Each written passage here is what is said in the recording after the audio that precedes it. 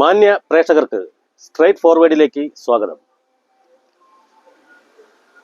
രാജ്യം ഉറ്റുനോക്കുന്ന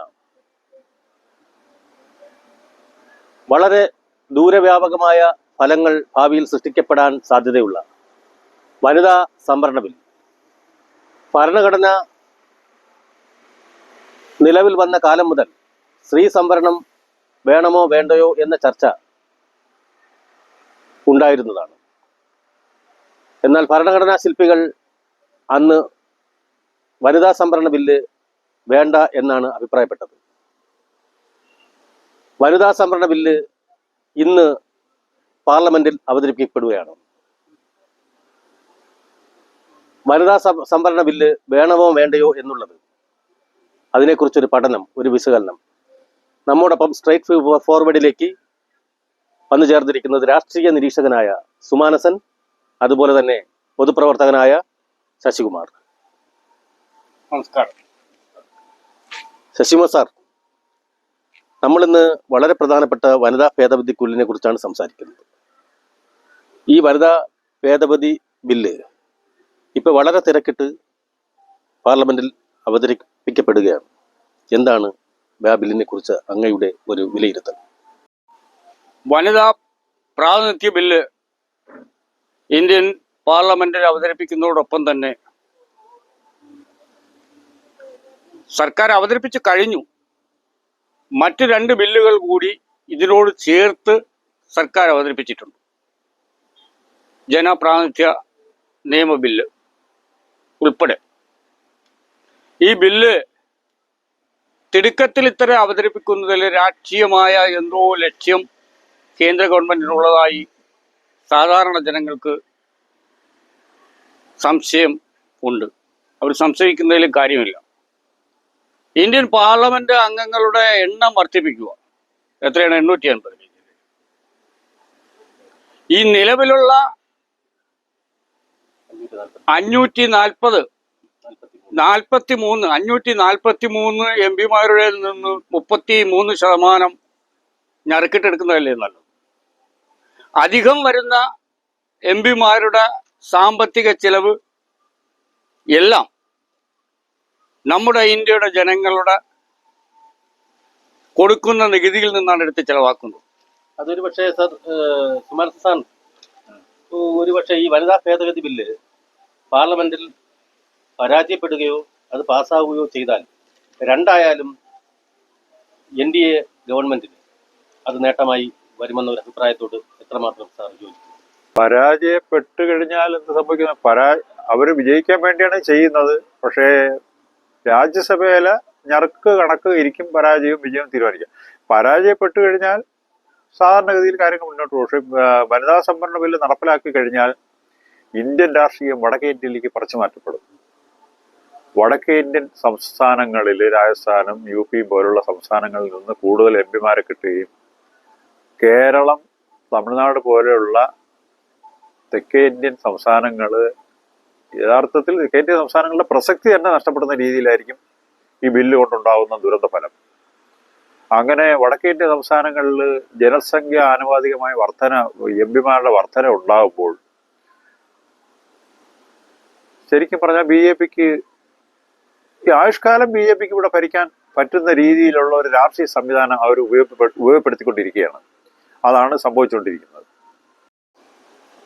എനിക്ക് തോന്നുന്നത് ഈ വനിതാ സംവരണ ബില്ല് അങ്ങനെ അതിനോടൊരു ആത്മാർത്ഥത ഉണ്ടായിരുന്നുവെങ്കിൽ ഈ സ്ത്രീകളെ ഒരു കവചമാക്കി മറ്റ് രാഷ്ട്രീയ ലക്ഷ്യത്തിന് വേണ്ടി ഈ വനിതാ ഭേദഗതി ബില്ല് ഉപയോഗിക്കുന്നു എന്നാണ് എനിക്ക് തോന്നുന്നത്.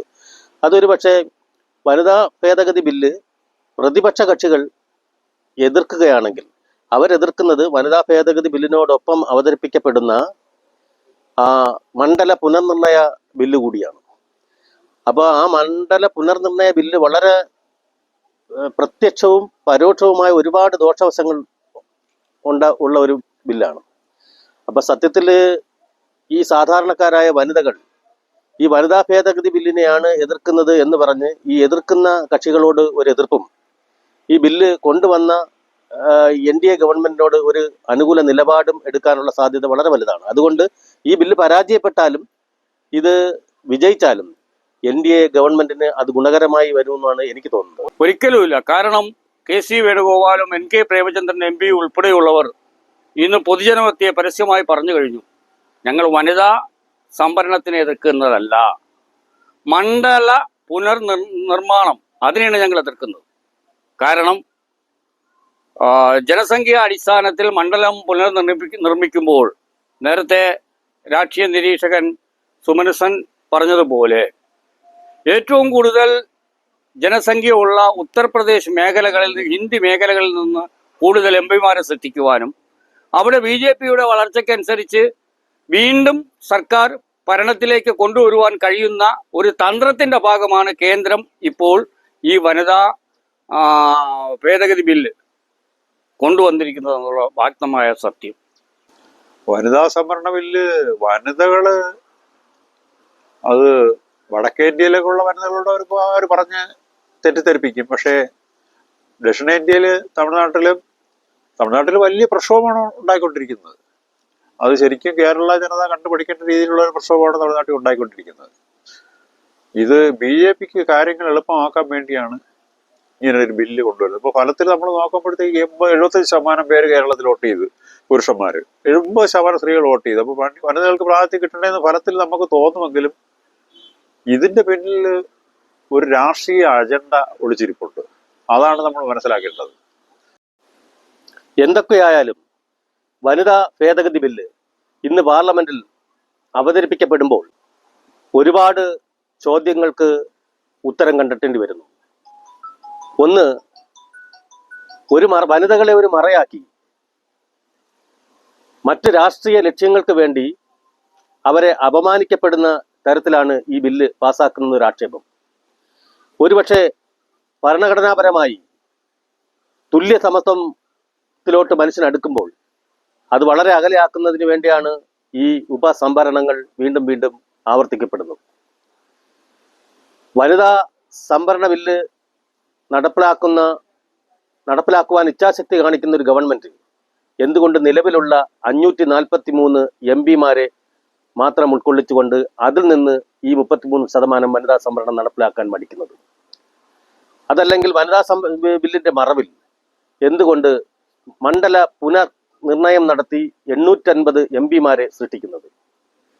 നിലവിൽ ഈ രാജ്യത്ത് ഒരു MP-ക്ക് ഒരു വർഷം പൊതു ഖജനാവിൽ നിന്ന് ചെലവാക്കുന്ന തുക 543 MP-മാരെ വേണ്ടി ഒരു വർഷം ചെലവാക്കുന്ന തുകയും അത് 850 മാറുമ്പോൾ ഈ രാജ്യം കൂടുതൽ ബാധ്യതയിലേക്ക് വരുന്നതും ഒക്കെ എന്തിനാണ് ഈ വനിതാ ബില്ല് ഇത്ര തിടുക്കത്തിൽ അവതരിപ്പിക്കപ്പെടുന്നത്? ഒരു ചർച്ചയുമില്ലാതെ പ്രതിപക്ഷത്തിന്റെ പ്രതിഷേധങ്ങൾ അവഗണിച്ചുകൊണ്ട് ഈ ബില്ല് ചർച്ച ചെയ്യപ്പെടുമ്പോൾ പൊതുസമൂഹം വനിതാ സംവരണം ഈ ബില്ല് ശരിയായ വനിതകളെ സംരക്ഷിക്കുന്നതിന് വേണ്ടിയാണോ എന്ന് തിരിച്ചറിയേണ്ടിയിരിക്കുന്നു. എന്തായാലും നമുക്ക് കാത്തിരുന്ന് കാണാം. സ്ട്രൈറ്റ് ഫോർവേഡിന് വേണ്ടി നമ്മുടെ പ്രിയപ്പെട്ട അതിഥികളോടൊപ്പം പ്രദീപ് ശിവഗിരി.